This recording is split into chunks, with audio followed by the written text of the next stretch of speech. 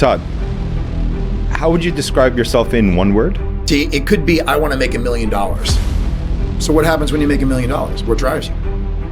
I read your post today and I was literally 5 minutes away from committing suicide. People can smell bullshit a mile away.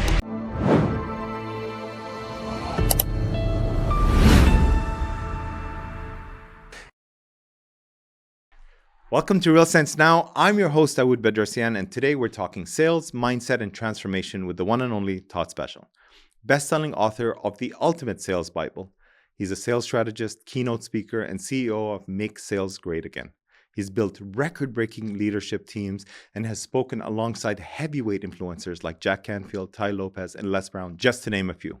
From humble beginnings to steering multi-million-dollar revenue pipelines and launching his life-changing 747 Sales Accelerator, Todd is also the author of The Ultimate Sales Bible, The Things I Do Know, and a bathroom guide for closers, How to Be Number One Before You Finish Number Two. I know, I thought it was pretty funny myself. Whether you're in sales, Todd's here to teach you how to elevate your sales game while leading with integrity. This also applies to entrepreneurship, leadership, and this one is a goldmine. Let's dive in. And we're back, another episode, Real Sense. Now, today I have a really special guest, Todd Speciale. Is that how I'd like to say your last name? Yeah, it's perfect. No, would you say it? Everybody says Speciale or special, but it's been special my entire life. So I've heard all good stuff. Special ed, special K, special guy. Listen, you're just special all around, it. and I'm happy to have you here Thanks, with us. brother. I'm glad to be here. Todd, how would you describe yourself in one word and why? Emotional. And a lot of people wouldn't see that by looking at all my tattoos and probably the history if they know anything about how I grew up. But, I think there's so many guys out there that pour themselves into a community because they want the Instagram reel, all the positive stuff, all the good stuff. And I like to be very vulnerable and emotional when I speak on stages and when I'm training people because I think it's missed these days. I think that we have this masculinity about men where they feel like they have to be tough and brawn and, and I'll beat your ass. And the way I grew up was very much that way. But I didn't really start finding out who I was until I tapped into more of my emotional side. And I always say this, and it's funny, but I cry when someone wins American Idol. Like I'm that guy sitting on the couch, seeing them hug their families. My wife's like, what is going on right now? But 15 years later, she knows that's me. The people I lead, the salespeople that I train, the leadership development classes we do, you have to tap into your emotions to really know who you are. And I think that that's why I do it. Well, emotions are essentially energy in motion, and you need momentum and you need energy in order to execute at the highest level, especially when you're training a lot of these sales teams. Amen. At the core level, what problem are you here to really solve? You mean in the world or just here with you today? Take it anywhere you want. Yeah, I mean, honestly, the name of my company is Make Sales Great Again. And a lot of people... Love the name, by the way. Thanks, man. Yeah, it was good timing 10 years ago and all the Trump stuff. It's not political, but, I thought to myself, there are so many salespeople out there that are blatantly lying to people just to fill their pockets. And it's really given sales in general and salespeople in general a really bad name, which makes it harder to make sales a profession for most people because you have to fight through all of the, well, is this guy real or not, right? Is this person real or not? Can I believe anything that they say? So I think that, my purpose is, I want to train people how to sell the right way. I want to bring integrity back to sales, which is the whole Make Sales Great Again thing. I think because there are so many people lying to people in the world, it's making people think, should I get into sales and even start it as a profession? You don't need a degree. I don't have a degree. I don't have any dots next to my name. I've done very, very well for myself, but it gives everybody an opportunity to earn. And the best people in the world and the people that make the most money are in sales. Let's just call it what it is, entrepreneurs, people that are in sales. So I think if you were to ask me like why I'm here, I want to train people to sell the right way, but I also want to create leaders. That's been a very, very, very important passion of mine because people think just because they have the title that they're a great leader. Title has nothing to do with leadership. It's who you are as a person, how much you care about your people. So that's pretty much what I do. I love it. And you know what? I think at the core of every business, everything that you do, without sales, you can't drive any business. For sure. Yeah. Which leads me to ask the question about leadership and sales. Is it something you're born with? Or is it something that you're nurtured and trained and can excel at? Yeah, see, a lot of people say that salespeople aren't, they're born, they're not trained. I completely disagree. there are a lot of people that question their ability to sell. It's only because they don't really have the tools to do so. And people try to read off of a script, and they try to, most sales trainers teach you what product knowledge is, and you have to know you need to know people. And sales is just a conversation. So you and I right now, we're selling, right? You're selling me. I'm coming to the podcast show. I'm coming here to. Well, it's taken about a year to get you on the show. So let's make sure we rub that one in. Well, you closed me, so that's how it is, right? But I think sales in general, people they take it for granted like it's some technique and skill, and there is technique and skill in it, but it's really just a conversation. So can anybody do it? Yes. You just need to be taught properly. And I think so many times people look at like these sales scripts and they read them word for word. They sound like a robot, and they're like, I'm horrible at sales. Well, it's because you're just not having a conversation. You're not having a real conversation. We tell people when they write scripts, just to take the script, keep the process the same, and rewrite it as if you're speaking it. Like I said, I write scripts and I say the word lemme, Lemme, instead of let me, because I say, let me guess, right? So when I'm reading the script, it'll sound like I'm speaking it, how I normally speak. And a lot of people miss that in sales. So it can be taught. Leadership, that to me, it can be taught as well too, but I think leadership is directly derived off of how you know people in your work environment. Do you know who they are? Do you know what their kids' names are? Do you know what they do for a living? Do you know what drives that person individually? It's not always money, right? They tie spiffs and bonuses to a goal that they hit financially rather than just something that's very passionate about their family. For instance, If I said, hey, Todd, what's something that you've never done that you really want to do? And I could say, well, I wanted to go to Iceland. Right? I want to bring my family to Iceland. It's a dream vacation that I've never done. And then I say, okay. And I go look up the cost to go to Iceland. And then I build the package that says, once you reach this goal, you're going to be able to have this trip with your family. I'm going to make sure that it happens. Leaders do stuff like that. They drive people by what drives them. Yeah. And most leaders don't know them. So it can be taught, but it's a lot harder. And I think that people are born with some natural skills that make them great leaders. It's really incredible that this conversation is going in all the different directions because I think you have basically crystallized what I've been thinking about and feeling. I've said it on the show several times over the last few years. I'm in real estate, but I don't sell houses or commercial properties. And everybody goes, I don't understand. Mm-hmm. That's the business that you're in. And I go, really, it's not. I'm here to solve a problem. And the problem happens to be a home, a commercial building, a initiative, selling out a building, whatever the case may be. Sure. And it's really interesting that once you change the way you look at things, the things you look at change. Sure. I, generally speaking, at the heart of it, I, like everybody else, hates cold calling. Sure. But I can promise you, and probably one of the most natural, not the best, but the most natural people that you can get on a call. Sure. What's the bridge? What do you teach people to establish rapport, have that connection right away where it's authentic and genuine? It could be on a call. It could be in person. How do you break the ice? I think you have to be human, right? So even on a cold call, again, going back to scripts, people think that they give them a script. Like you walk into, whether it is EXP, Century 21, wherever you're going, whatever real estate firm it is, they give them a script to cold call. Hi, my name's Todd Speciale. I'm with EXP Realty. And the reason why I'm calling doesn't hit home. Click, people hang the phone up, right? So if I know I'm speaking to Todd, say, hey, Todd, this is, John from EXP Realty. What's going on?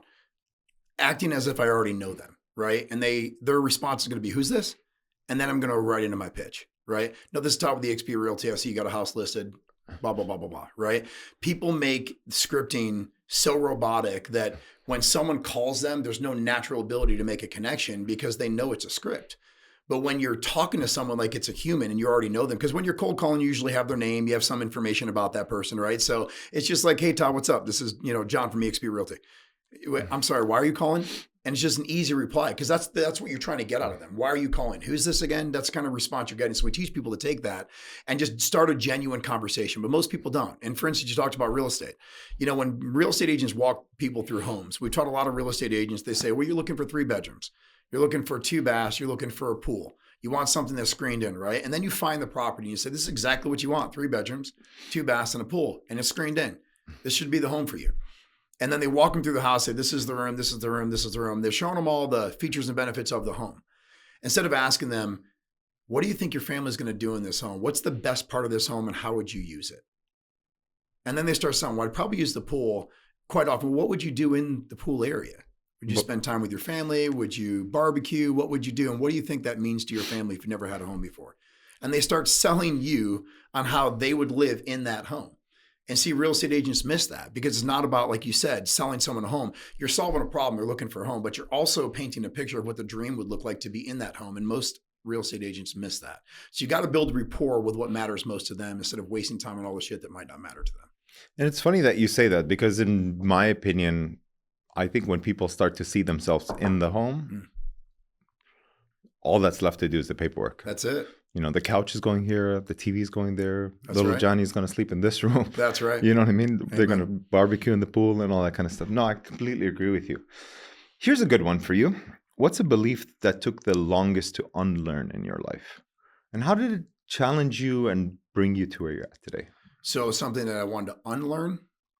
Yeah, something you've been struggling with for the longest time, taking you a long time to unlearn it. Now that you've unlearned it, all of a sudden life has blossomed in the best way possible. Well, I think the hardest thing for me growing up was believing that I could be more than what I was. Because see, a lot of people, they grow up in very humble circumstances. And, you know, my story is a strong story, but I always tell people my story is not any more important than yours, okay? Because my hard doesn't, even if I've gone through harder stuff, doesn't mean it's harder than your hard.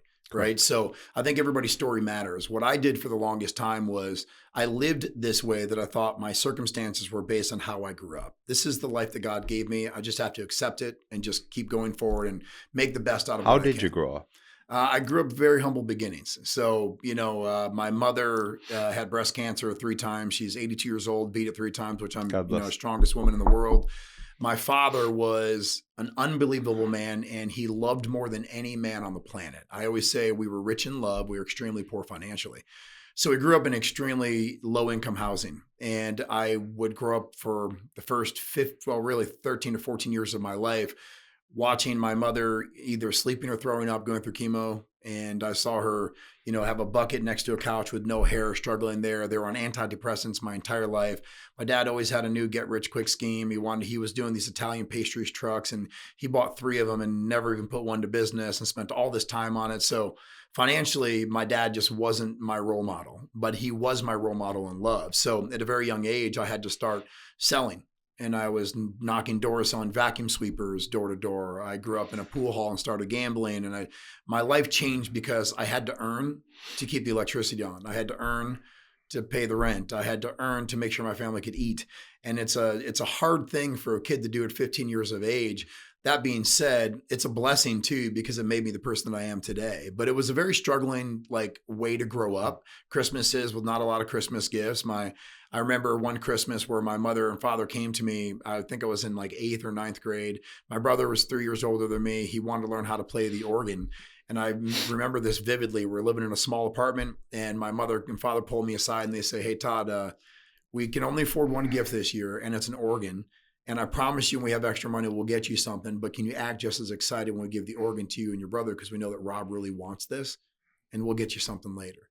Now, imagine at a very young age, you're thinking, "Oh, it's Christmas. I'm going to get these gifts. I'm going to be happy." And that's what it's supposed to be about, right? Like, you're young. Like, you don't know that Christmas is supposed to be about spending time with family much, right? You want gifts, right? You want the cool stuff. And knowing that wasn't coming was a very tough thing for me. And then seeing my parents cry at every holiday because my dad was like, "I wish I could have done more." My mom's working her ass off at Lancome and Dillard's in a makeup department on her feet, 12 hours a day just to, keep, the bills paid. I saw a lot of struggle, but I also saw a lot of perseverance. So you asked me earlier, what's one thing I unlearned? I had to unlearn that I am not a victim of my circumstances. I am not a victim of the past and how I grew up. And then everybody uses that story as an excuse because I think your story holds you back unless you learn how to use it in a powerful way to catapult you forward. Jesus, I can't tell you how much our lives parallel one another. I feel like you're actually just talking to me. And I really appreciate you for that. Yes, sir. It's these hard circumstances. It's usually, they say, your greatest pain that's aligned to your superpower. Mm-hmm. And I didn't realize that having to move 7 countries in 5 years, and I'm talking about completely different countries in different parts of the world, would allow me to create a superpower, which was my ability to fit in. Mm-hmm. the countries that I lived in were, everybody was pretty much from the same country. Everybody had the same color skin, color hair, etc., etc. Sure. It wasn't a multicultural society like we have here in North America. So you were always the odd one out. Yeah. And it's really interesting because it started off as a way of getting by, making friends, building trust. Yet at the same time, I realized it became my natural ability to be able to just be in any environment, which essentially allowed me to connect with more people. Sure. What best way to do that? Either entrepreneurship or sales. That's it. And then we're here together. That's it. So I really appreciate that. Yes, sir. What's the best piece of advice that you've ever gotten, and who gave it to you? Well, so I will say there's two pieces of advice that I've gotten that I'm really thankful for. One was from a mentor of mine, Tanel Delgado, who told me that you have to live life through gratitude, otherwise life's not worth living. True. I have a practice every day where I write down 10 things that I'm grateful for every morning. I write down 3 goals for the day, like, get up and work out for 45 minutes, not make $1 million, something attainable, because our mind has to know that we've completed something to feel accomplished, right? Absolutely. And then I scroll through my phone. I literally take my phone like this. I go to my contacts. I turn it around so I can't see it. And I scroll my contacts and I stop on whatever contact it is. And then whatever contact it is, I send a gratitude text and I just say, hey, I hope you're having one of the best days ever. Even if we haven't talked for years, I just want you to know someone's thinking about you today. And whatever you're going through, you got people that care about you. And I do that every single day. And I do these practices because gratitude isn't really just what I'm grateful for. It's what you can do to pour into other people's lives as well too. Okay. And then the one that really hits home that I think most people miss, and it's very simple. It's harder to do than it is to say, but it's be you, they'll adjust. It's a quote that I live by. And the advice is basically like, no matter who you are, people will align with you when they feel who you are as a person. And if they don't align with you, they don't need to be in your lives. So what that basically tells me is that I was trying to please people for so many years of my life and be the person they wanted me to be. When I first started speaking 10 years ago, I would go on stage and have a suit and a tie and I'd, be all very professional. And I think this is what people want to see out of speakers. And then I realized very quickly that I was trying to be someone I'm not. So be you, they'll adjust. It dug deep into my soul. And I was just like, yeah, but what if they don't think that a guy like this runs an 8-figure consulting firm? What if they don't think I know business? What if they don't think I know sales? What if they don't think I know leadership? Because if I'm sitting at a bar and you were to see me, if you're being very realistic with yourself, you wouldn't look at me and go, that's the most successful guy at the bar. Or that guy's making a ton of money. You wouldn't. It's always the quiet ones you have to be afraid of. It's right, always the quiet ones that you have to be afraid. The truth is, man, I tell people all the time, people come up to me and they'll ask me questions after a conference. I just recently spoke in Austin, Texas to a $1 billion organization. They're a staffing firm, unbelievable crew, their entire C-suite team. And I think that people judge you on how you look and who you are. And I think that's never going to stop, unfortunately. What you have to do as a human is make sure that you are only you, because you will get into the rooms that you need to get into by being authentically you. People can smell bullshit a mile away. And the fake it till you make it thing, it's not real, dude. It's just not. You have to be very honest with what you don't know and be the expert in what you do. Enjoying the vibe? We drop new content that's fun, real, and packed with value every single week. Hit that subscribe button. Let's grow this community together. I want to jump in because I just had an aha moment about what you just said. Sure. This conversation is bizarre because I really feel like you're completely speaking to me in terms of where I've been, where I'm going, how I've changed my belief systems. Let's just say this conversation is going to keep going, ongoing, yes, offline. You're right. It's not the fake it till you make it. I think the spirit or the intentionality behind it is actually right. Just hear me out for a second. Sure. It's not fake it till you make it. It's operate out of the future self you want to become. Yeah. Agreed. And the only reason why it's fake it till you make it is because it's not you today. But you can't build from who you are today. Sure. You have to work from the end, imagine where you need to be, and you'll get there because your mind will just align all of the evidence to show you. Exactly, man. Yeah. Yes. Yes, I do really enjoy this conversation. um, what you know, I think the interesting thing that I've been thinking to want to ask you is, how do you stay motivated? How do you get your sales team going when it's the same down rah conversation every single day? Yeah. Yeah. You have to make people feel. And I think that there are so many sales leaders out there. They do a sales morning meeting list, for example, right? Do a morning meeting every single day. And they say, this person sold 2 houses this week, and they do 2 claps. Everybody claps. It's this rah shit, right? You know what they forget to reward? Effort. And I think that people miss that because a lot of leaders, when they're driving a sales team, they think to themselves like, let's reward the people that are succeeding, and they forget about the people that are trying to succeed. Most sales organizations reward sales because it's volume. Volume puts cash into people's pockets and leaders get paid because of that. Yeah. They don't get paid because you made 200 cold calls today. They get paid when 200 cold calls turn into an appointment, appointment turns into a listing turns into a sale. Correct. So they applaud when a deal gets closed. So how do you keep people motivated? It's recognition. As long as people are driven to do the right thing and they see other people doing the right thing, they'll do the right thing. But you also have to recognize their efforts because it is mundane, right? I always tell people you can bounce around from job to job all you want. You can make money in sales anywhere. I've been in multiple different industries. We train very different industries. We trained a team of lawyers how to negotiate. Okay. I never thought I'd be doing that. It's an 8-figure law firm. It's just, they want us to come in. Can you teach these guys how to negotiate? Because that's what they do. Lawyers are salespeople, right? When we picked up that client, I was thinking to myself, I looked at my partner, Brian, I was like, what are we doing? Like, it's a law firm. What are we going to do here? And the owner of the law firm is just a great human being. And he says, man, I don't know how to keep my guys motivated because it's the same thing over and over and over and over again. Well, if they went from being a lawyer to selling vacuum sweepers, or vacuum sweepers to selling roofs, or roofs to selling solar, or real estate to selling, commercial properties, it doesn't matter what they sell. It's always going to become mundane. So what do you have to do to drive yourself? There has to be a reason and a goal attached to your efforts. See, it could be, I want to make $1 million. So what happens when you make $1 million? What drives you? Well, people easily say, well, my family. I want to give my kids a better life. Well, no shit. That's a cliche answer. Everybody wants to give their family a better life. Everybody wants to put their families in a better position than we were growing up, right? We don't want our kids to go through what we went through or not have Christmases with gifts, right? We want to make sure they have it all. And that's what everybody strives for. The problem is that's not enough either. Because I always tell, if I were to ask you right now, do you have a different gear? Like, is there another gear in you? Like, can you do more? 100%. Okay. So then is family enough? You need a bigger reason why that's going to be your compelling answer, because when it gets tough, you're going to quit. Well, family is not enough. And see, when I ask people what drives you and they say family, and I say, well, do you have another gear in you? And they say, yes, because everybody does, inclusive of myself. They said, well, then is family really enough? And they said, no. Well, the why behind what you do, as cliche as that sounds, people say, oh, the why. Well, the why is everything. Your why is different from mine.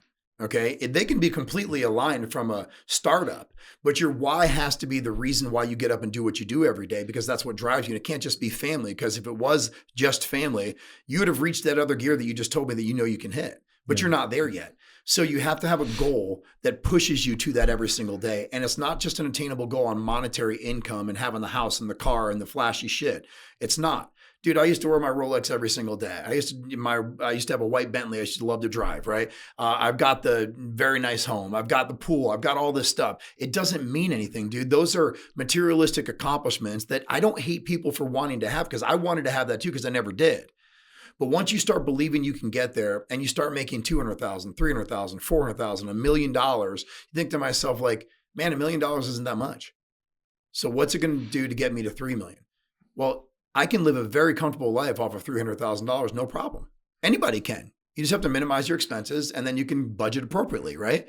But there are people that are living off of $50,000 that are way happier than people that have millions of dollars, because their why and what drives them every day, that's what they live for. So you have to be intentional about why you move, and it can't just be your family. It can be a monetary goal. Vision boards are very real, but I always tell people, past that, you need to know something emotional, something that gets you super emotional about why you move, and then attach why you do what you do to that every single day. Because I don't have an alarm clock. I'm up every day at 5 o'clock in the morning. It's not just because, I have an internal alarm clock, people say.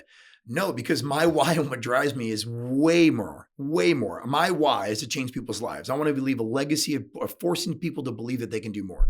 That's what I want to do every single day. When I get up and do morning meetings, when I'm talking with clients, when I'm helping train salespeople, when I'm helping train leaders, I want them to feel why they're in the position that they are, that they have a responsibility to themselves and the people around them. Because the truth is, your why could be like, well, I can get up and be mediocre. But you're affecting everybody else around you, dude. There's a proven stat. Harvard Business did a study on this, that if you're producing at 30% less than what everybody else is, if you move into a room with a high producing person, it's going to increase your production because you see everybody else moving at a different frequency. Now, if you're moving into a room that has 30% less value or production based on what you're doing, you're going to start producing lower like they are. Why? Because that's the frequency that's in the room. I want to teach people their frequency touches other people's lives, and it's not really about you. When we start caring about more people, you start making more money. And it shouldn't be about the money, but it's crazy how that happens, isn't it? And it's funny because as you're talking, all I keep thinking about is connecting all of these different concepts and ideas. And I think what I gather from what you're saying and what validates how I feel inside is lead through feeling. Sure. Be in the other person's shoes. Because everything that we've talked about is about frequency. Sure. It's about catching that feeling, right? Gratitude is the highest frequency that you have. You wake up in the morning in the highest frequency. What else can go wrong? You're grateful about the things that you have. Sure. So once you begin to understand that from that perspective, all things are possible. That's right. You know, and you touched on something which is mindset, which is something that I've personally experienced in the last few years. And it's incredible how I can go through these mental hurdles, like you said, and all it was just a mental hurdle, a belief system that this is my cap, this is my glass ceiling, this is as good as my life is going to get. Mm-hmm. And you know what? In many ways, I wonder why I do this show. Why I went on the radio for 3 years, 4 years, why I keep doing this, who am I communicating with? And it's usually that one person, that one email, that one life that you can change that you have absolutely no clue about. I had somebody that I met through social media, a police officer. And he's everything you can imagine that someone who wanted to be a police officer at a younger age would be. Jacked, intimidating, but kind. Sure. And all of those things.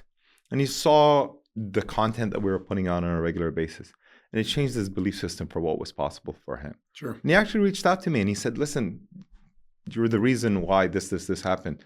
And honestly, all I ever wanted to do from that point forward is just be there for him in any way that I could. Sure. Now he's embarking on a new career in real estate, something he's really excited about. That's amazing. And he's already found a nice little niche in which he can operate in. Yeah. So yes, you need a bigger reason why. You need to lead with feeling.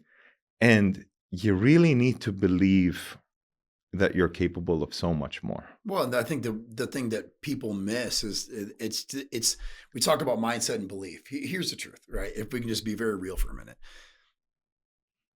We have so many opportunities to learn. And you know what stops us? Pride and ego. Correct. We don't want to be the person in the room that doesn't know.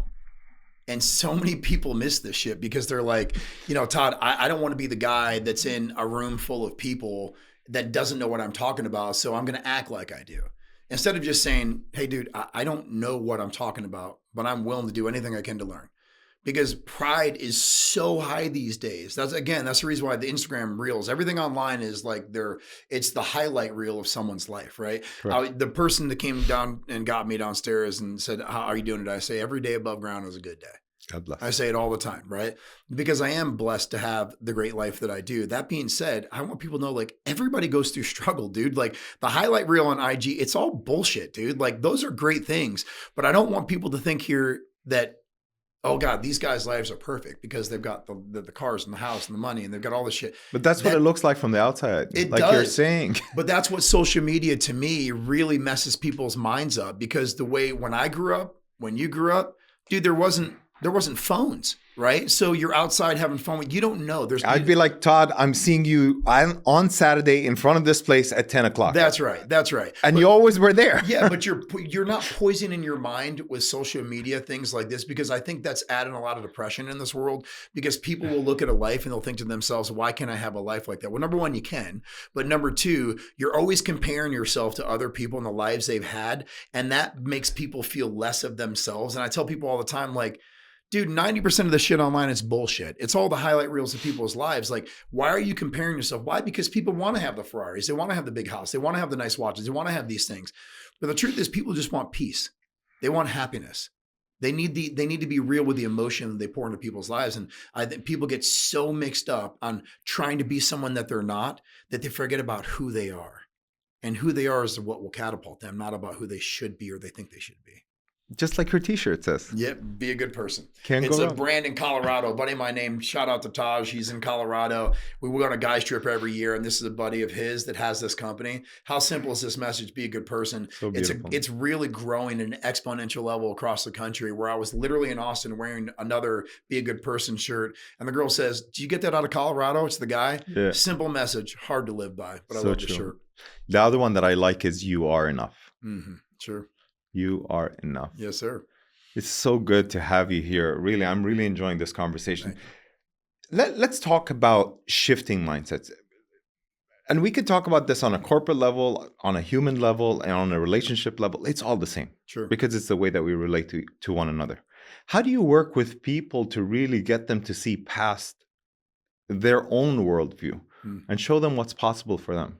How do you inspire them? How do you lead them? How do you get them to leave the nest? You got to be relatable. See, we talk about story holding you back. Your story can actually catapult yourself and people too. For instance, I'm speaking in San Diego in October at this huge company called Black Hawk Electric. And they have a bunch of guys that kind of look like me, tattoos all over their body. They came from humble beginnings. These guys were individuals that don't believe they can get their license to make real money in AC. They're the tech guys. They're not the high-end paid guys. So they want me to come there and talk to them. They looked at several speakers and they asked me, why do you think you're the right fit? And I said, well, because I'm relatable. I've got a story these guys can relate to. Well, a lot of companies, they don't make believing that you can do more real, because you have the guys with all the dots next to their names. They've got the MBA, they've got their masters, which, don't get me wrong, all fantastic things. I always tell my daughters, if you guys want to go to college, make sure it's about something specific, not a business degree. I don't believe in psychology, that, right? geography, something, right? Be an attorney, whatever, right? Doctor, I don't care, whatever you want to do. Just make sure it's about something specific, because the dots on your name and the suit and tie only go so far. They have to feel leadership. They have to feel that it's possible, and they also have to see that it's possible. And I think a lot of leaders, when they get the title in all organizations, let's talk about business in general, they get the title and they believe that because they have the title, people will follow them. Because they have the title, people will say, well, I want to be that someday. Well, most leaders aren't people that people want to follow. Most leaders get the title and then they kick their feet up on the desk and they don't do the work that they're asking other people to do. So getting someone to actually believe that they can get into that position is derived from doing what you ask other people to do and being the example. And then have a story that's relatable, that people can go, man, if that guy did it, I could do it too. And if you don't do that, you're just going to get mediocre results out of someone, and they're not going to believe that they can be more. So I think that you've got to get to know people. People need to be cared about, especially in businesses, because most people believe they're just another number in a business. They feel like they can be let go like this. If there's a layoff, they might be the next person. They're living every day in fear, and they're doing the bare minimum just to say, I did my job, just to check the box off. They have to know that if you move intentionally and you work harder, people will recognize that. And if a leader doesn't recognize that, they're going to go back down to that mediocre level. Effort should be rewarded again. And when it is rewarded, people work harder. When will you know all the work that you've done truly mattered? You talked about the email you got from the cop. I can tell you another story. So I was running illegal card games for a decade of my life downtown in Orlando right here. I would rent out sky rises and we'd have the penthouses, and I had catered food. I had waitresses. I heard about it. Okay, had crazy games for a decade, right? A lot of owners of very prestigious businesses played in my card games. It was basically like Molly's Game, just not as much money, right? But What a great movie that was, by the way. Great movie, yeah. As a matter of fact, my mentor grew up with her, so it's a Oh, really really? crazy story, yeah. But we'd have hundreds of thousands of dollars on the table at a time, and I got robbed at gunpoint 3 times. I got the doors kicked in. There was inside jobs. I could tell you some crazy stories. I tell you this because the minute my life changed is when I lost a bet. So this hand, the 8-7 of spades on my arm, okay, is my favorite hand. I won a $25,000 pot, biggest pot I've ever won in Las Vegas. I was just like ecstatic. So I got it tattooed on me, right? And somebody always asks me, what's the most money you've ever won in one poker hand? And I say, it's the day that I lost $2,600. And they go, no, Todd, no. I said, what's the most money you've ever won? And I go, yeah, it's the day that I lost $2,600 in one hand. And they go, well, what do you mean? So there was this guy in the timeshare industry at the time who had been, pitching me for years and years to get in the timeshare industry. And I'm like, dude, I'm from New York. I don't know how you're selling air. Stop, right? Just stop the pitch. I'm good. I'm fine. I'm making 5 to 10K a week running illegal card games for a living. I work for myself. Don't have to answer anybody. I'm good, right? So we got in a hand one day about 3 years later, and he says, let me ask you a question. He goes, do you have a good hand? I said, yeah. Flop came out. I'd flopped the nuts, which is the best hand you could have on the flop. He obviously had some huge drawing hand. And he says, if you lose this hand today, I've been asking you for 3 years to get into a business that will change your life. If you lose this hand today, you're going to quit running card games. You're going to get your real estate license. You're going to come work with me in timeshare. Now I look at my hand and I'm like, cool, I got the nuts. The odds of this guy winning this hand are bad, right? So I'm like, so here's my deal with you. If I win this hand, you're going to shut the hell up and never talk about timeshare ever again. Well, story goes, I lost the hand. How'd you lose the hand? Well, he had a huge drawing hand and he drew out on me because on the turn of the river. But if you know anything about poker, he had a huge drawing hand. So I lose the hand. I literally quit the only form of income that I've ever had in my life the very next day and paid up. I went to go get my real estate license. I got my real estate license, went to work for Westgate Resorts here in Orlando. We broke every record in that industry in the first 2 years. Went to become, vice president, big names and all these titles of the company. And I got out of the business about 3 years later because I realized how much people were lying to people. I tell you the story because that was the moment that changed my life. And I got into sales, leadership, started speaking. And that was literally 2012. You're talking 13 years ago. It wasn't that long ago. But I started posting motivational posts. And I remember I got a message online. And then I got another message online. Another message online. They go, Todd, excuse my French, but what the fuck are you doing? Like you're not a motivational speaker. You're the drunk guy that runs illegal card games downtown that loves punching people for a living because you're angry and steroids. Why are you posting? That's not you. Take it down. And I remember thinking to myself, like, my negative motivation is what drives me. People tell me I can't do stuff. I have a list of people on my phone, and that list is getting shorter and shorter while crossing off the list of haters. Not because I'm proving to them that I can get it done, but I want to turn those haters into followers, right? I want them to be people that actually believe in me because it's that old saying, like, once you get there, they don't applaud you until you get there and they're asking you how you do it. Well, I kept doing it. I posted a post that was very emotional one day, and this girl reached out to me I haven't seen in 25 years. I lived in Missouri for 8 years, hadn't seen her in 25 years, and I'm in tears on the couch one day, and my wife comes over to me and she goes, what is the matter with you? And I said, babe, look at this message. And it was one of those messages where you have to click the arrow because it's so long, right? Yeah. So she's reading it, and she's in tears. Super long story short, I won't mention her name. She goes, we haven't talked in 25 years. So she goes, I can see how your life has changed, and I'm just super proud of you, but I need to let you know something. I read your post today, and I was literally 5 minutes away from committing suicide. I get emotional talking about it. It's crazy. She said, I'm literally going to commit suicide. And she goes, I read your post, and it saved my life. And she goes, this isn't some you saved my life bullshit message. You literally saved my life by just reading this post. And she goes, no, I don't like your posts. She goes, I don't put the thumbs up. I don't comment on your posts. I don't do any of that. She goes, you want to know why I don't? Because it's just not me. I'm sending you a message to let you know that although people don't like it and you may not have a view on your post and all the stats that you guys get on social media, people see it, and I see you, and you saved my life. From that point on, I knew that any speaking event I went to, any training that I did, if I could touch one life, just one, it was worth it. And that's the thing that moved me the most. I second that. I really do. I feel the exact same way too. So I guess that leads me to the question that you wish people would ask you, but they don't. Sure. What's the answer? What's the question? What's the answer?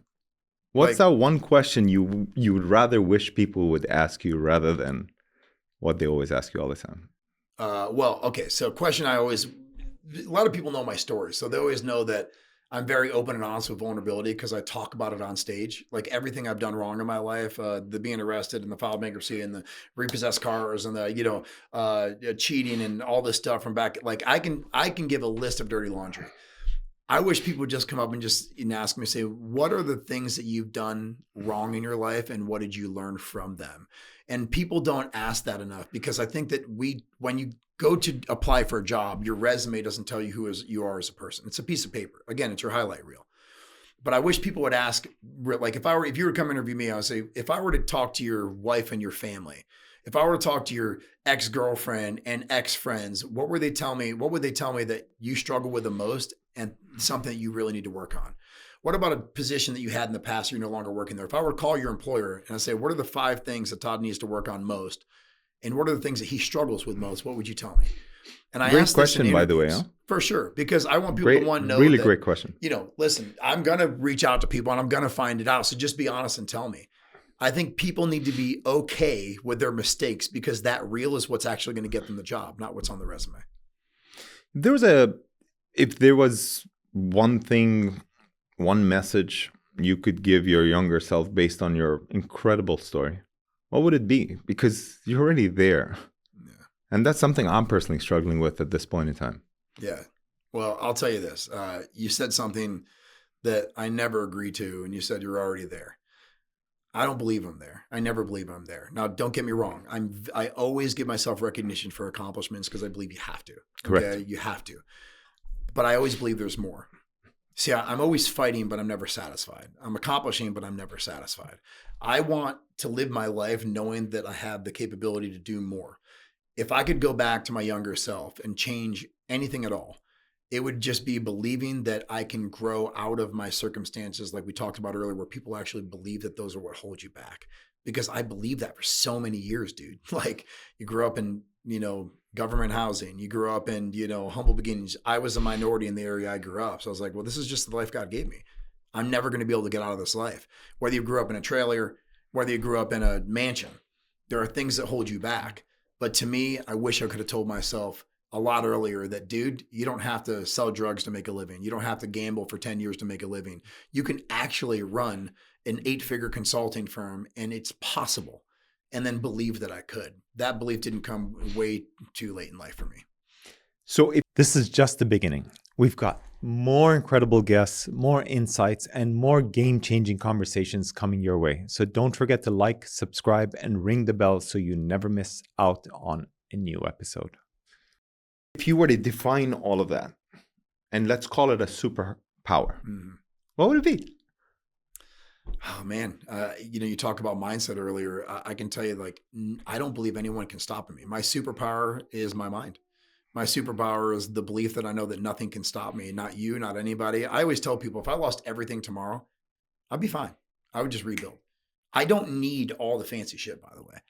I do it. Why do we do it? We do it for our family and our kids and our loved ones because we want them to have everything we didn't have. Correct. Dude, I would be perfectly fine living in a 1-bedroom apartment in an apartment complex someplace that people thought was an okay place to live and just travel all year long. I love travel. That's my thing because I never got to do it as a kid. I'd be fine with that. I would be super rich if I didn't have all the expenses I have right now just to be able to provide for my family and give them a life that I actually want to give them. Don't get me wrong. But I'd be fine starting over. So my superpower is believing that nothing can stop me and I know that I can accomplish anything. Is there do you have one question that you feel like you're constantly asking yourself every day?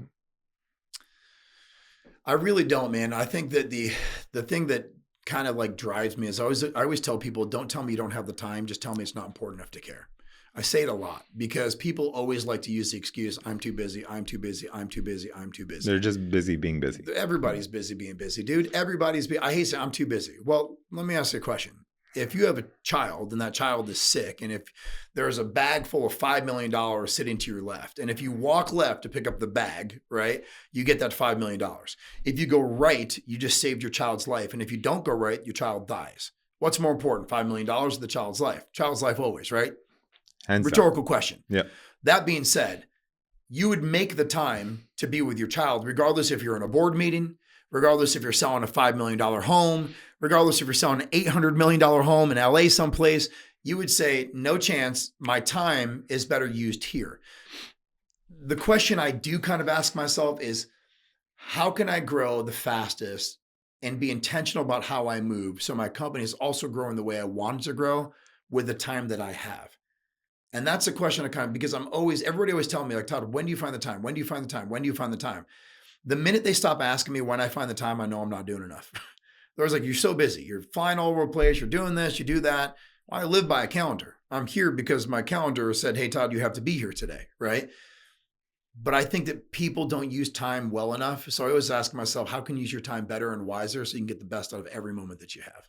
Todd, you're a great father and you're a great husband and you're a great family man. But I don't get it. I don't understand how you balance between being both a founder and a father, and how do you execute at the highest level while still maintaining that work-life balance? Yeah, well, let me be clear. I wasn't always the best husband. Made a lot of mistakes, dude, and very self-inflicted ones. Right? Wasn't always the best father. I feel like if anybody were to define me, they would tell you that he's the best father on the planet. This is what he's the best at. Not the best husband, not the best businessman, not the best sales guy, not the best leadership guy, but he is the best father because my kids are everything to me. Like I would literally die for my kids. Now, that being said, it's easy to say. Like, for instance, if I told you, would you die for the people you love most and your kids, if you knew they'd never have to worry about it all, they'd be happy every day of their life and they would never struggle, would you die for them? Of course. Yeah, I mean, undoubtedly. So you know what I always ask people? Then why aren't you living for them? Oh, so beautiful. Because here's the thing, dude. This is not a trick question. I would literally die instantly. And I always said that in my life. I was like, if I could give my wife and kids everything where they never have to worry about a dollar, never struggle, every day happy, waking up, they can do anything they want when they want, and they'd never hurt, never feel pain. We're all like, I'd die like this for them. So why are you putting the effort in your life right now to actually live for them? Because they'd rather you be here to celebrate that time with you. Absolutely. Instead of actually you being dead. So when you talk about balance, dude, I don't know if I believe in balance. I know that there's the cliche thing where people say yeah, you got to balance time and family. And some people go home and they turn their phone off to spend 2 hours with their kids. Some people, say, well, Saturdays and Sundays, that's my family days. That's all that's fine if that's what makes you happy. I believe my job as a human being, what God put me on this earth for, is to touch lives. My wife is aligned with that. My kids are aligned with that. Don't get me wrong. I still spend quality time with my kids. My wife, thank God, is the best homemaker in the world. She works way harder than I do by taking care of our beautiful children. She's always there for them. They're the first person they call is her. They want to make sure she has that time. So as a team, right, we can actually balance, if you want to use that word, our livelihood that way. Where it hurts for me is that there are several moments that I can't be there to spend time with my kids, and it used to crush me. And it still hurts in a lot of ways because there's sometimes I can't be there when it's traveling. But my wife knows that my job, my goal, what I was put on this earth for, what God placed me here for, is to touch lives. And if that's what I want to live, your spouse needs to be aligned with you on that. Your kids need to be aligned with you on that. And they need to be pushing you towards that. So if I'm out of town, I can't spend time with my kids, or I can't go on date night with my wife, they understand. But I always make sure that I make up that time because their time is equally as important as our life and how we live it, because money isn't everything. When you're coaching people or when you're mentoring people, I mean, there's so many parts of this conversation that really push beyond a belief system, your core, your base, just shake up the foundation for where you're at. If you were to look into this camera right here and teach people or coach people on how they can go out today and live the greatest version of the story that they want to create, what would you tell them? I would tell them to stop making their story the reason why they can't win. Dude, I don't even know how to say this. People always love to make excuses. It's the craziest shit in the world, dude. I could have said today, Hey man, I can't make it today because something came up. I could have said I honestly thought that was going to be the case, but it was at 7:30 in the morning call going, I'm really looking forward to seeing you today. Yeah. Well, I will tell you, one of the biggest things for me is communication. I'm a nut job when it comes to that. Like when people text me, I respond right away. When they email me, I respond right away. But just to get back to your question, people's stories, what holds them back. They use their story as an excuse. Talking about sales and leadership. They have goals to hit. They have numbers to hit. They have medians that they have to get to in order to keep their job, right? And when they don't hit them, what do they say? Oh, dude, it's the economy. It's the politics. I didn't have enough leads. I didn't do this. They're making all the excuses. I always tell people, if you take the amount of time that you do to give me all the bullshit excuses of why you can't win and kind of re-image that time, if you will, into reasons why you can win, then you would win a lot faster. But people... They don't take accountability well, and they don't want to feel like they're not accomplishing things. So there's always an excuse for lack of production or who they want to be in their lives. See, to me, I took every excuse before I speak. Now I'm very intentional about how I speak. Before I speak, if I know I'm about to give an excuse, but you get the yeah buts. The yeah buts will kill you. So before I speak now, and I know I'm getting ready to say an excuse, I'll stop, I'll take a deep breath, and I'll find a solution. Because there are solutions out there. People know what they need to do to change their lives, bro. They're just not doing it. They don't want to take accountability. They don't want people to tell them that they're not good enough. They're not accomplishing something. They don't want to hear the hard. But if you can take that hard and be intentional about what you say and how you say it, you can manifest a great life. But action over words is everything. It's all action. Sure. It's lead with feeling, take massive action, and enjoy the results. Facts. I mean, you want to call it manifestation? Sure.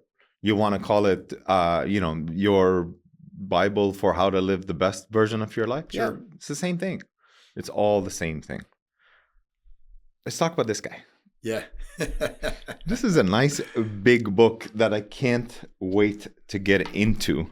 Yeah. Your book teaches how to elevate your sales game, how to lead with integrity, how to become a better entrepreneur, a better leader. And it's a gold mine. And I think what is really nice is that it really allows you to speak your story and teach the lessons that you have. What inspired you to write this book? Yeah. And not one, 3 books. Yeah. Well, let me just start with my father, God rest his soul. The first book I ever wrote was called The Things I Do Know. Self-published it myself, won Amazon bestseller for 9 months. It's an unbelievable mindset book. And I remember when I first wrote it, people were like, dude, you've got misspelled words, because I remember I write how I speak. And I was like, no, that was intentional, right? Are there some errors in there? Yeah, 100%. I wrote the book, right? So there's going to be some errors. I'm not a perfect human. But it went it did really, really well online, because there are several words in that book and how I define those words in my life, like perseverance. Like, how do I define it? Not the Webster's Dictionary. How do I define it? How do you define it? Well, I mean, again, we've talked about this, so I don't want to sound like a broken record, but to me, perseverance is giving yourself little wins when you feel like you can't. And I think that a lot of people need to know that they can win when they feel like they can't. And it's just the little wins. We think when you persevere through a hard time, you have to prove to yourself that you can accomplish things. And it doesn't matter if it means like getting up, putting a shirt on, going to work, and being 5 minutes early rather than 5 minutes late. I'm persevering. I'm persevering over anybody else that's not doing that. Okay. I'm telling myself that it's important to be 5 minutes early, and I don't want to look like a shithead because I'm 5 minutes late. Right. I think perseverance comes through little wins. And when people talk about persevering through things, it is a mindset thing. That being said, like, you have to prove to yourself you can have little wins, and it's not saying I made $1 million this year. It's saying, okay, I can get up and do these little things, make myself look presentable, tuck in my shirt, right?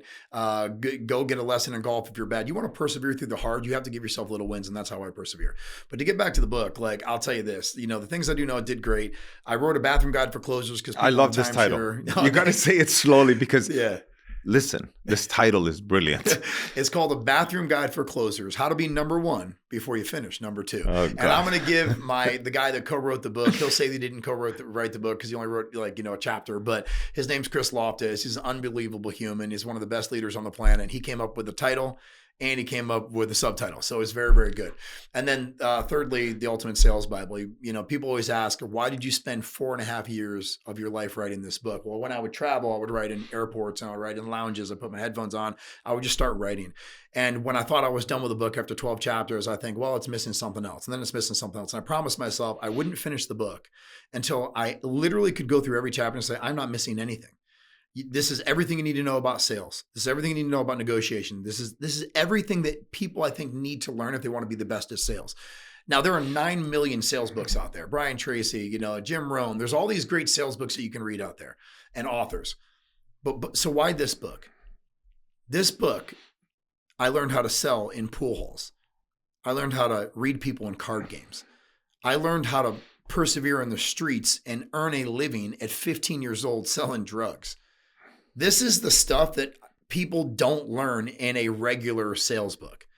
This is the stuff that people need to learn to take themselves to the next level in sales. Now, does it have all the stuff that all the other books have? I say yes, because I have researched and read every major sales book on the planet. So it has all that stuff, but it's defined so people can actually understand it. So when I wrote the book, it's 547 pages. It took me 4.5 years to write it. I told my wife, I'm not finishing this book until I feel like it has everything in it that someone can learn from. So I said, you want to buy the book, buy the book. You don't want to buy the book, that's fine. You want to buy Brian Tracy's, Zig Ziglar's, you want to buy Jim Rohn's book, that's also okay too. Tons of great information in there.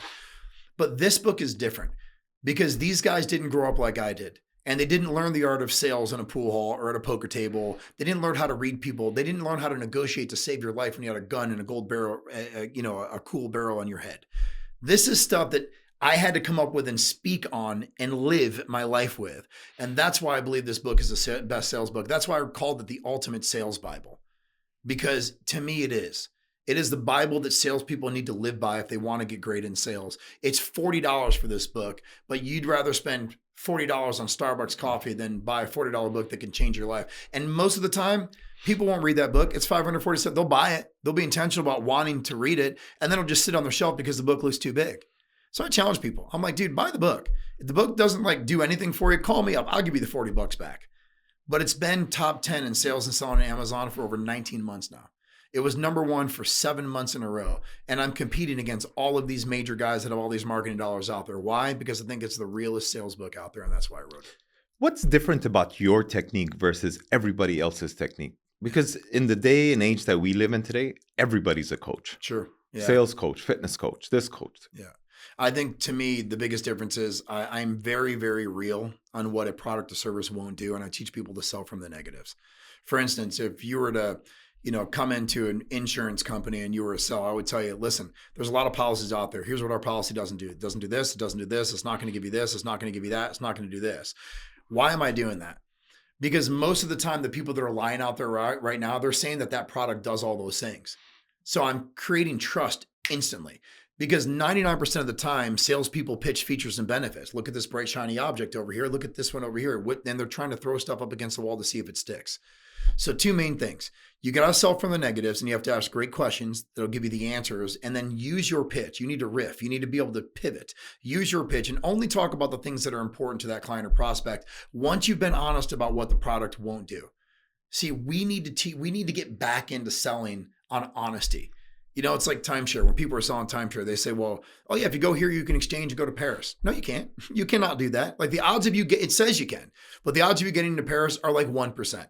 So you have to sit down in a presentation and say, look, guys, look, I know that you probably think you can go to Paris with these things. And what's your dream vacation? I want to go to Iceland. Well, you're not getting there with this. And they were like, well, what does it do then? That's the question I was looking for. What does it do? Well, let me tell you what it does do. And if I can take the money that you're currently spending and redirect it towards more value, anybody would be at least 1% remotely open to listening, right? We all want to spend less money with more value. Correct. We don't want to spend more money and have less value. So let's get into those things. So I build credibility very fast off what a product or service won't do. Instantly. First thing I teach people to talk about. Because I want people to go, dude, I almost want them to say, you're talking about all the shit it won't do. What does it do? I want them to ask me that question. Because prospects don't believe salespeople, and they think everything out of their mouth is a lie because of bad salespeople that have tarnished the industry. I want to build trust instantly. And I want them to know that I'm going to be brutally honest with them about what a product or service won't do. And then I want to ask questions instead of talk 90% of the time, because most salespeople, they talk 80% of the time and they only listen 20. You need to ask good questions 10, pitch 10, and then listen 80% of the time. And it's an easy concept for people to talk about, but I just want to be clear. There's nothing in that book that isn't in another book. There are tons of books out there. People can get an education. Your car is a mobile university, dude. You can learn how to be a doctor by watching YouTube videos. You can learn how to sell by watching YouTube videos. But unless you're actually intentional about using these techniques and changing how you do things, you're going to stay the same. So there's no excuse from taking this book and changing your life. There's no like super trick in this book. I hate the word tactic, even though it's real. These aren't tactics. These are techniques. These are techniques that you can actually use to sell better, close more, build trust, build honesty. But I just teach people that if you start with the negatives and then you ask great questions, sales is literally just a conversation, but you have to build trust. The old, like we're dropping a sales course, right? That I know you know about. The sales course isn't some build rapport, shake your hand sales course that's out there. Dude, we bought every damn sales course out there and we studied them for 2 years before we even started filming our sales course that we're dropping. Because like, what can we do that's different than everybody else has? How to shake a hand. Make sure your suit is ironed, make sure you look professional. It's all this bullshit. Yes, that matters, but I want to learn how to sell. I don't want to learn how to dress. I don't want to learn how to shake someone's hand. I want to learn how to actually sell. And we have this slogan that says, sell to serve, don't sell to survive. Most people sell to pay their bills. We sell to actually serve people. If your product or service won't work for them, tell them that. Guide them to someone that it will. And that person that you didn't sell, the amount of referrals and business you can get from them because you were just being honest is exponential. And now you're building your black book of business. So that's how we teach people to sell. And I don't think anybody else is doing it out there. What is your 7-for-7 sales accelerator? Sounds really good. Yeah, so it's a new sales course that we're dropping. We're actually dropping it this week. It's pretty awesome. No sales pitch at all, but I can tell you that we've got a course the first 50 people to buy is $97. Okay. And then we're going to increase it to $197. It is literally 7 things that we believe people need to have, must have in order to make money in sales. These are videos, there's quizzes, it gives you a login and password. You own it for the rest of your life. There's no subscription to it. There's no nothing. People say, how can you make money? Well, here's the thing. Yes, we're going to make money off the course. We want to make money off the course. But I told you when I first got here, my legacy is about changing people's lives and pouring into them. What I want this course to do, my partner, I really want to touch lives and teach people how to sell the most, because all the other courses that are $300, $400, $500, people are buying from the Cardones and the Bradleys and all these other like these Andy Elliott's who got to have a 6-pack to sell bullshit. Like, no, you don't. You need 7 very specific things, and they can go to our website. I'm sure you'll share it. They can check out what those 7 things are. And I'm not going to pitch anything, but no, please do. Yeah. Where can they go find the course? Well, and where can they learn more about you? Yeah. So you can go to makesalesgreatagain.com, which is our company's website. Okay. It's called Flagship Sales Course at the top of the site. Just click that link. It'll take them to our offering page about the 7-for-7 course. I'm not kidding when I tell you this. There's probably $2,000 worth of value there for $97. I'm not even joking. We have guides on tonality and how to get yourself out of a sales slump to sell more. We have guides on how to recruit during the interview process, which most companies don't do. There's so much stuff that's given away for free in this course that the $97 will seem like nothing for people to spend. So go to www.makesalesgreatagain.com. That's my main site. My speaking site is me. It's just toddspeciale.com. It's very easy. People can go there. You can buy my books on there. It takes you direct links to everywhere. But that's where you can find us on all social media platforms. It's at Todd Speciale or at Make Sales Great Again on every social media platform. So easy to find us. You've achieved so much in a short time. Let's say under 15 years. What's still left on your bucket list? Oh, dude, I don't think I've done anything compared to what I'm capable of doing. And I truly believe that. I just feel like, for me, time with my family is everything. I want to be financially stable enough to where all I do is speak every single day and touch people's lives. That's my goal. I want to speak every single day. I want to touch people's lives. I want to go to conferences. I want to speak in trainings. I want to pour into people's lives. And I want my daughters to see me doing that because that's the life that I want to live. So I don't think it's ever going to be done. My wife always says you'll never retire, even in whatever money you have, but touching lives is what I want to do. And I'm going to keep doing it. My mom's baffled all the time. She keeps asking me, when's enough? Yeah. When are you going to quit? 100 years from now, how do you want to be remembered? The guy that was emotional enough and honest enough to be vulnerable enough to tell people what they really need to hear so they can impact other people's lives too. Todd Speciale, You have been an incredibly special guest. Thanks, Thank brother. you for honoring me and filling my cup with all this great wisdom and inspiration that is definitely going to turn my day around. As soon as we're done this meeting, I'm signing up for that course myself. Thanks, brother. And I really appreciate your friendship. And more importantly, I really appreciate you being here for us. Well, I'm honored to be here. I'm glad to spend time with you, sir. If there's one last question, and this is a question that I selfishly ask people who truly inspire me. If you could speak to the listener, the viewer, and say something that's going to leave a trace, leave a mark, what would that message be? Don't be the what if person. And I'm just going to leave it with this. My partner hates when I set up calls when people say, hey, I've got something to pitch you. And we know it's a pitch. They're trying to sell us something. Whether it's a meeting we need to take or whatever. I take every one of them. And he hates it, where he doesn't even get on anymore. I think that the listeners need to know that most people die from regret. They do. They get sick and they say, I wish I would have. I wish I would have done this. I wish I would have done that. I wish I would have done this. I could have done this differently. I wish I would have done this. Don't be the what if person, because what if you took that one meeting? What if you quit your job and actually tried to open up a business? What if you went overseas and traveled and did everything that you said you were going to do? What if you did that? How would your life be? What if you failed? Who gives a shit? But if you live your life as the what if person and you wake up one day and you're old as shit and you go, what if I would have done this? How would have my life turned out? You're going to live with massive regret. And that's what people die for. I will never be the what if person, and you should neither. Amen to that. Todd, once again, thank you for being on the show. I can't wait to have you back on again. I'm honored to be here, brother. Thanks. Thank you. If you love powerful stories, expert advice, and conversations that actually make sense, you're in the right place. Hit that subscribe button and join us every week for more inspiring episodes just like this one.